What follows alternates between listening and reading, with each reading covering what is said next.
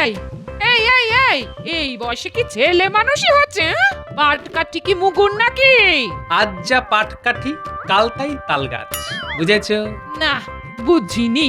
তবে আজ যে পাগল কাল সে উন্মাদ, এটা জানি। হ্যাঁ, গিন্নি, জীবনের ধন কিছুই ফেলা যায় না, এটা জানো তো? জানি না আবার, হাড়ে হাড়ে জানি। নইলে এই বয়সে পাট কাঠি দিয়ে কেউ মুগুর ভাজে? ছোটবেলায় কত কুস্তি লড়েছি, আজ সে কথাটা মনে পড়ে গেল গিন্নি। ভাবলাম পাট কাঠি দিয়ে শুরু করা যাক না, পরে না হয় লোহার মুগুর নেব। মুগুর চোখে দেখেছো কোনোদিনও? তোলা তো পরের কথা। না তো, তাই তো পাট কাঠি দিয়ে শুরু করলাম। মুগুর না ভাজলে বুঝি পালোয়ান হওয়া যায় না? বাহ বাহ, চমৎকার একটা যুক্তি দিলে। দড়না টেনেই কেউ যদি মাঝি হয়ে যায় তবে তো নৌকোয় কেউ উঠবে। বুঝেছি, ঘাট হয়েছে বাবা, এই ভুল আর করবো না, কথা দিলাম।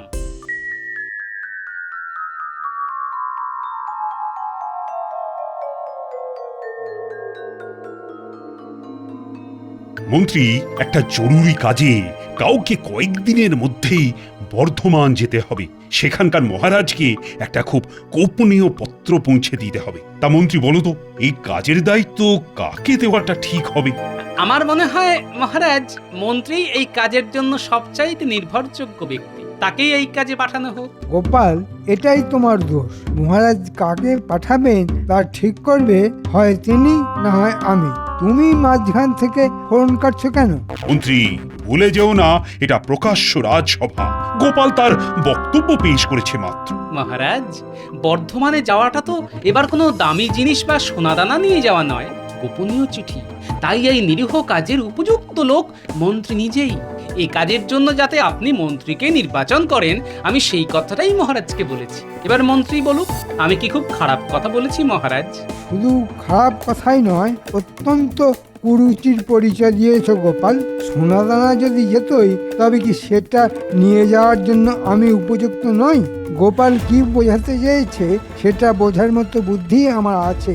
এই দেখুন, একটা সহজ কথা কিভাবে মন্ত্রী একেবারে উল্টো দিকে ঘুরিয়ে দিল।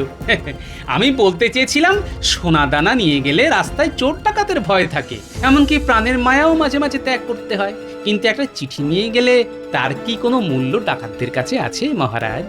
কিন্তু এই সাধারণ কথাটাই মন্ত্রী তার অসাধারণ বাগ্মিতায় ঠিক উল্টো পথে চালিত করলো।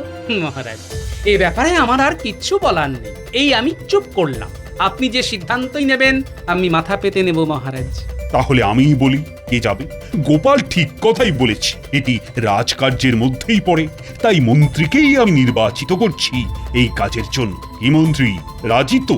আমি আর কি বলবো মহারাজ, গোপালই তো আমার হয়ে সব বলে দিয়েছে। সহজ করে কথা বলেন না কেন? আপনি যাবেন কি যাবেন না সেটা মহারাজকে স্পষ্ট করে বলে দিন না। আগে গোপাল যখন চাইছে তখন আমিই যাব। মহারাজ, আপনিও সেটাই চাইছেন, তাই আমার কাজ আমাকে বুঝিয়ে দিন, আমি যাওয়ার জন্য প্রস্তুত। উত্তম উত্তম, তাহলে যাওয়ার জন্য তৈরি হও, এবং সেটা যত তাড়াতাড়ি সম্ভব।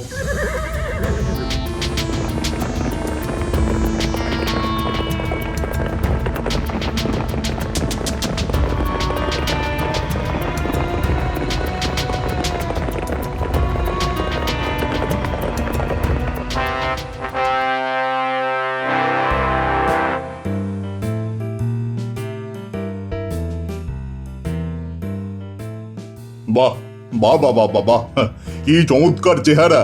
তোমরা সবাই দেখো, দেখো, এই না হলে পালোয়ান।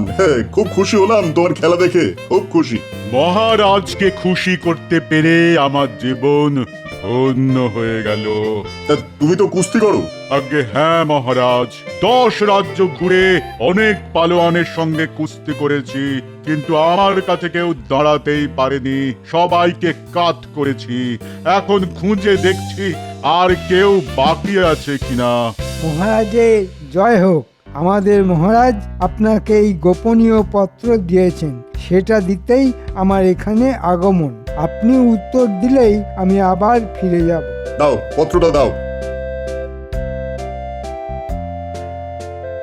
ততক্ষণে তুমি এই পালোয়ানের শরীরটা দেখো।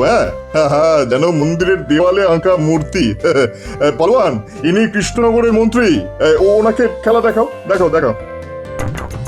বাহ বাহ, কি সুন্দর তোমার শরীর। মহারাজ ঠিকই বলেছেন, এই শরীর যেন মন্দিরের ভাস্কর্য। তা তুমি কি কুস্তি লড়ো? আরে ওর মুশকিলটা হলো 10 রাজ্যের কেউই ওর সঙ্গে কুস্তিতে পেরে ওঠেনি। তাই ও আর কেউ বাকি আছে কিনা তাই খোঁজ করছে।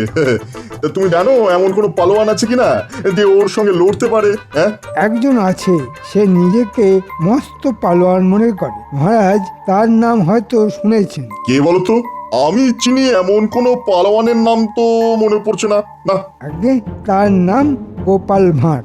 গোপাল মানে তোমাদের রাজ্যের ভাঁড়? হ্যাঁ, তাকে তো চিনি। সে আবার কবে থেকে কুস্তিগির হলো? হ্যাঁ, মহারাজ, গোপাল জীবনে অনেক কিছুই করেছে। প্রথমে কুস্তিগির হওয়ার চেষ্টা করেছিল, সেখানে সবার কাছেই হারতে হারতে নাপিত হলো। সেখানেই এর চুল কাটতে গিয়ে ওর কান কাটে, আবার এর গোপ কাটতে গিয়ে ওর মাথা মুড়িয়ে দেয়। তারপর আমাদের মহারাজকে ভালো মানুষ পেয়ে তার ভাঁড় হয়ে গেল। তবে শুনেছি ওনাকে এখনো কুস্তির আখড়ায় যায়। কি বলছো? মানে কিছু তো বুঝতে পারছি না। গোপাল কখনো কুস্তি করতো এটা তো আমি বিশ্বাসই করতে পারছি না। হ্যাঁ, আচ্ছা, আপনার পালোয়ানকে বলুন ও যেন বলে সে কৃষ্ণনগরের পালোয়ান গোপাল ভাঁড়ের সঙ্গে লড়তে চায়। এই কথা রটিয়ে দিলেই দেখবেন গোপাল রাজি হয়ে যাবে। এ ব্যাপারে আমি আপনার সঙ্গে বাজি ধরতে পারি, আর এই রটনার কাজটা আপনিই করবেন। কে এই গোপাল ভাঁড়? আমি ওকে কিসে সব হাড় গোড় ভেঙে দেব। না না, তা করতে যেও না পালোয়ানজি, প্রাণে মেরো না। দেখো পালোয়ান, গোপাল যেন প্রাণে বেঁচে থাকে। হ্যাঁ, মাটিতে বারবার ফেলো, কিন্তু দেখো ওর যেন কোনো গুরুতর আঘাত না লাগে। বুঝেছো তো? যথাজ্ঞা মহারাজ।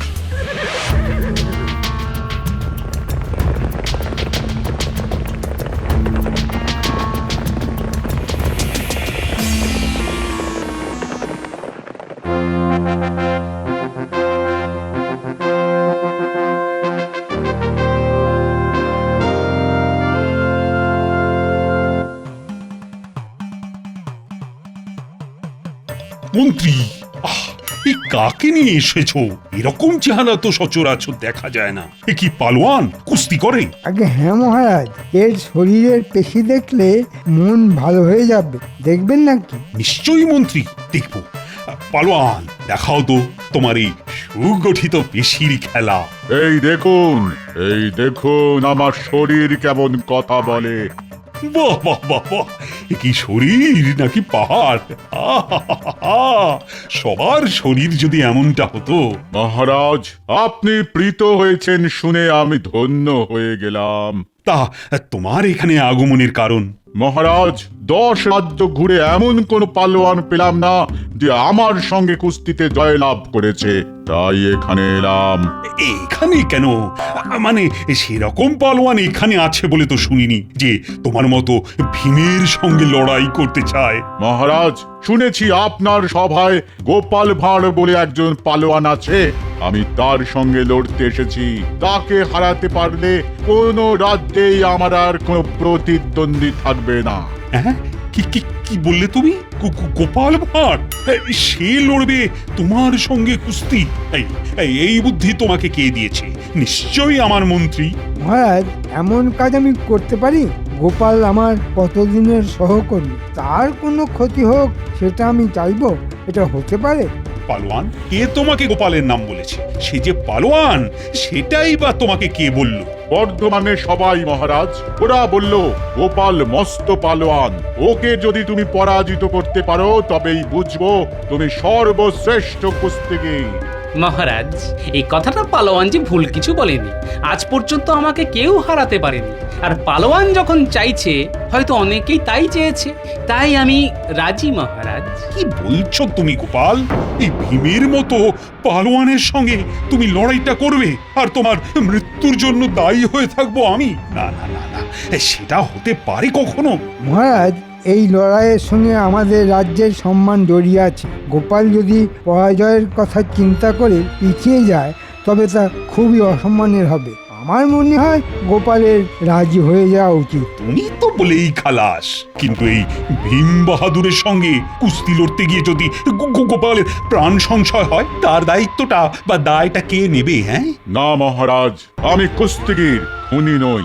গোপাল ভাঁড়কে শুধু দু পাক আকাশে ঘুরিয়ে আলতো করে মাটিতে শুইয়ে দেব। আমি আপনাকে কথা দিলাম। মহারাজ, এর উল্টোটাও তো হতে পারে, আপনি দুশ্চিন্তা করবেন না। দাদু, তুমি নাকি কুস্তি করবে এক পালোয়ানের সঙ্গে? তুই কি করে জানলি? আমি কেন, সারা নগর জানে। আমি তো সেখান থেকেই শুনলাম। কি বলছে রে লোকে? নিশ্চয়ই আমাকে নিয়ে হাসাহাসি করছে। তা একটু করেছ বটে, তবে সবাই চাইছে তুমি জিতে কৃষ্ণনগরের সম্মানটা রক্ষা করো। কিন্তু তুমি পারবে কি করে? ওই পালোয়ানের চেহারাটা তো পাহাড়ের মতো। ওরে, চেহারা থাকলেই কি জেতা যায়? প্রকৃতি কি মানুষকে মস্তিষ্ক দেয়নি রে? তার তবে কাজটা কি? দাদু, তুমি কিন্তু আবার লড়াই করতে যেও না।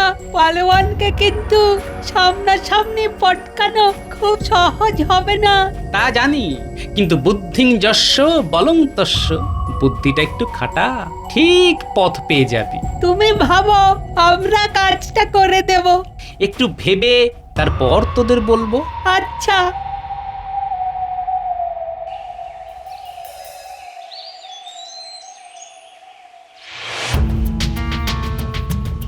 এবার গোপালকে কে বাঁচায় দেখি।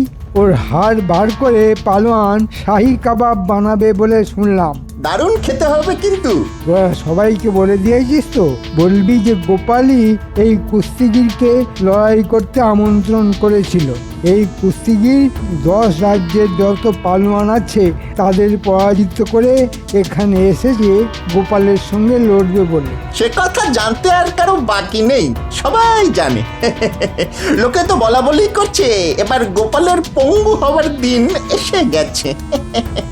এ কথাও বলছে যে গোপাল নাকি বাকি জীবনটা বিছানাতেই কাটিয়ে দেবে। ভালোই হবে, ওর বুদ্ধি আর মহারাজের কোনো কাজে লাগবে না। বেটা লজ্জায় আর কথাই বলতে পারবে না, বোবা হয়ে যাবে। আর মহারাজকে বুদ্ধি দিয়ে আমি বড়লোক হয়ে যাব।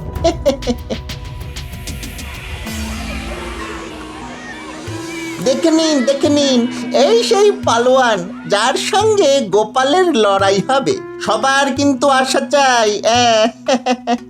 এটা গোপাল কি করলো? এই ভীমের মতো পালোয়ানের সঙ্গে কুস্তি করবে আমাদের গোপাল ভাঁড়? এ তো আত্মহত্যা করা সামিল। গোপালের মতন বুদ্ধিমান মানুষ শেষ পর্যন্ত এভাবে মরবে, এটা কিন্তু মানা যাচ্ছে না। বলি তখনই পই পই করে বলেছিলাম পাট কাঠি দিয়ে মুগুর ভেজো না। কোথা থেকে কি হয়ে যায় দেখলে তো? তুমি চিন্তা করো না তো, লড়ার অনেক কায়দা আছে, তুমি তার সবটা জানো না। আমি তো কিছুই জানি না। যখন হাত পা ভেঙে বিছানায় পড়ে থাকবে তখন তো সেবা আমাকেই করতে হবে। কেউ এসে কি কোনো খোঁজ নেবে? কেউ এসে কি কিছু করে দিয়ে যাবে? আমি কারো সেবা নেই না গিন্নি, বরং অন্যের সেবা করি। সে যাকে, এখন যা বলি সেটা ভালো করে শোনো। এই তোরাও শোন। আমি তো জানি রাখে গোপাল, মারে কে। এমন একটা বুদ্ধি বার করবে যে ওই বেটা পালোয়ান পালাতে বাধ্য হবে। আগে কথাটা তো শোনো। গিন্নি, তোমার ভাঁড়ারে যত গুড় আছে তা পুঁটির বাবার হাতে দিয়ে দাও। কুস্তিতে গুড় কেন লাগবে ঠিক বুঝলাম না তো। আগে কথাটা শোনোই না, তারপর যা বলার বলবে। আগে দুঃখিত। হ্যাঁ, যা বলছিলাম। গিন্নি শোনো, তোমার হাতে যত গুড় আছে তা নিয়ে জামাই যাবে লড়াইয়ের মাঠে। যেখানে কুস্তির দাগ কাটা আছে সেখানকার মাটিতে গোল করে গুড় ছড়িয়ে রাখবে, মাটির সঙ্গে মিশিয়ে। কেউ যেন তা আগে থেকে বুঝতে না পারে। আর গুলটে, তোকে একটা কাজ করতে হবে, পারবি তো? দাদু, কোন কাজটা আমরা পারিনি? তুমি যেভাবে বলবে সেভাবেই করব। বেশ, তবে একটা কাজ কর, পিঁপড়ে ভর্তি কিছু মাটি নিয়ে আসতে পারবি? বেশ অনেকটা। মাঠের গুড় পেলে যেন তাড়াতাড়ি তারা গুড়ের মধ্যে ঢুকে যায়। কিরে, পারবি তো? পিঁপড়া ভর্তি মাটি তো আমাদের বাগানেই আছে। মাটিটা ঝুড়ো, একটা ঠোঙায় করে নিয়ে যেতে হবে। তুই ওই মাটিতে বেশ কিছুটা গুড় ছড়িয়ে আয়। কাল সকালের আগেই ওই মাটি আমাকে ঠোঙায় করে দিয়ে দিস, কেমন? বুঝেছি। আমি কাল কেউ ঘুম থেকে ওঠার আগেই পিঁপড়া ভর্তি মাটি তোমাকে দিয়ে যাব। সাবাস ছেলে। কাজটা কিন্তু ভালো হলো না মহারাজ। এটা মন্ত্রী চালাকি বলেই মনে হচ্ছে। আমি তা জানি রানী। গোপালকে পঙ্গু করে দেওয়ার জন্যই ও ওই পালোয়ানকে এখানে ডেকে এনেছে। কিন্তু গোপাল যে কেন রাজি হতে গেল? ও তো না করলেই হয়ে যেত। মহারাজ, গোপাল নিশ্চয়ই কোনো উপায় বার করে রেখেছে। ওহ, তোমার কথাই যেন সত্যি হয় রানী, আমাদের গোপালের যেন কোনো ক্ষতি না হয়।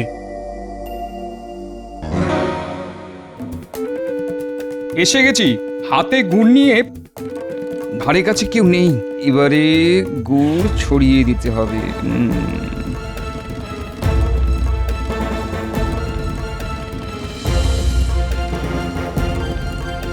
ওই তো গাছটা, ওর মাটিতেই পিঁপড়ের বাসা ভর্তি। এবার আরো গুড় ছিটিয়ে দিলাম, কত খাবি খা। কাল সকালে কিন্তু কাজের কাজটা করতে হবে। কিরে, বুঝলি রে লক্ষ্মী পিঁপড়ের দল? যাক, কুস্তির জায়গাটা একেবারে গুড়ে মাখামাখি করে দিয়েছি। কাল এমনিতেই এমন পিঁপড়ে আসবে যে পালোয়ানের পালানো ছাড়ার কোনো পথ থাকবে না।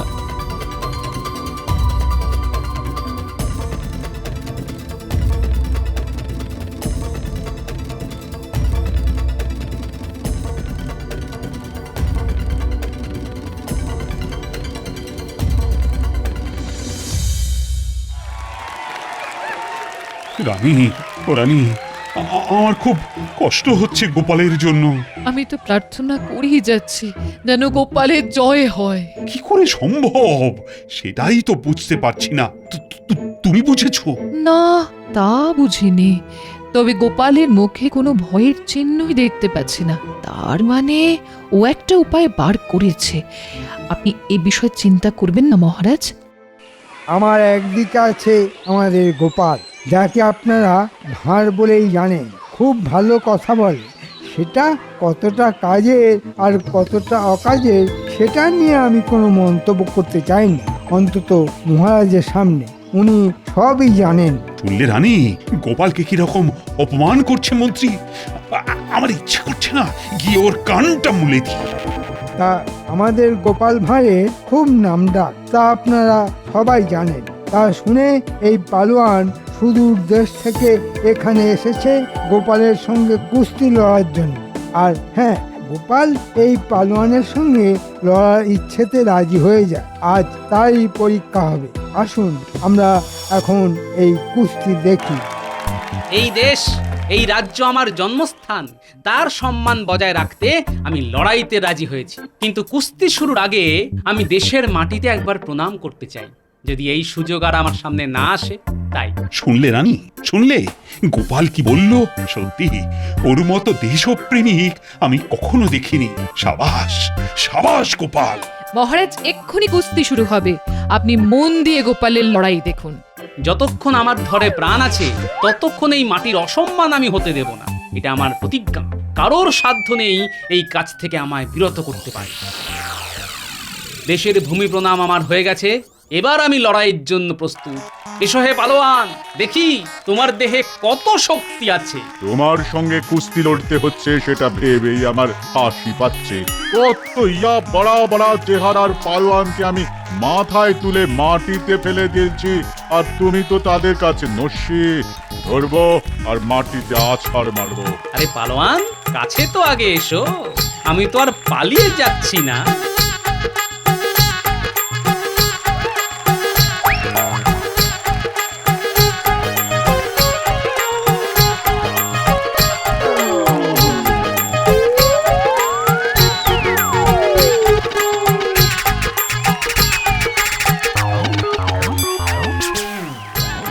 মরে গেলাম, মরে গেলাম, বাপরে বাপরে, এত পিঁপড়ে করতে গেল।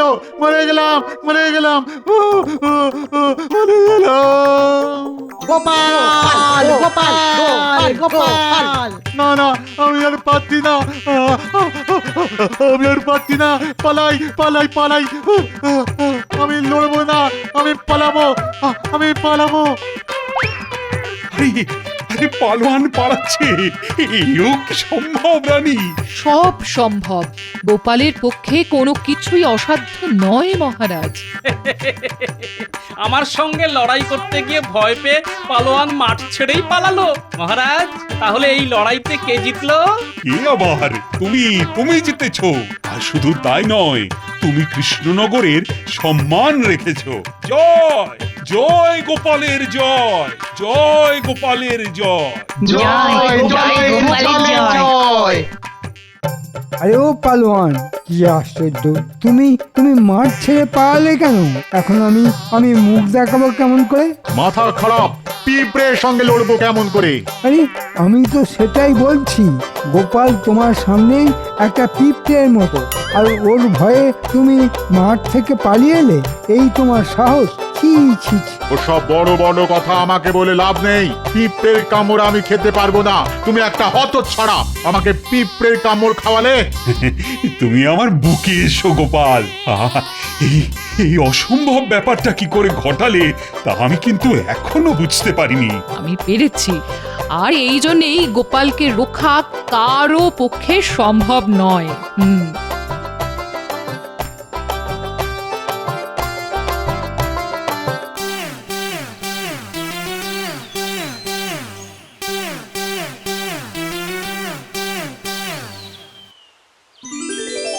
ও মা, এই তুমি হেঁটে হেঁটে বাড়ি ফিরছো? হ্যাঁ, আমি তো মাছগুলো সব ফেলে দিয়েছি। হ্যাঁ, এখন যাচ্ছিলাম সাদা থান কাপড় কিনতে। হ্যাঁ, আচ্ছা, আমার পাটকাঠি দুটো কোথায় গেল বলো তো? এখানেই তো রেখেছিলাম।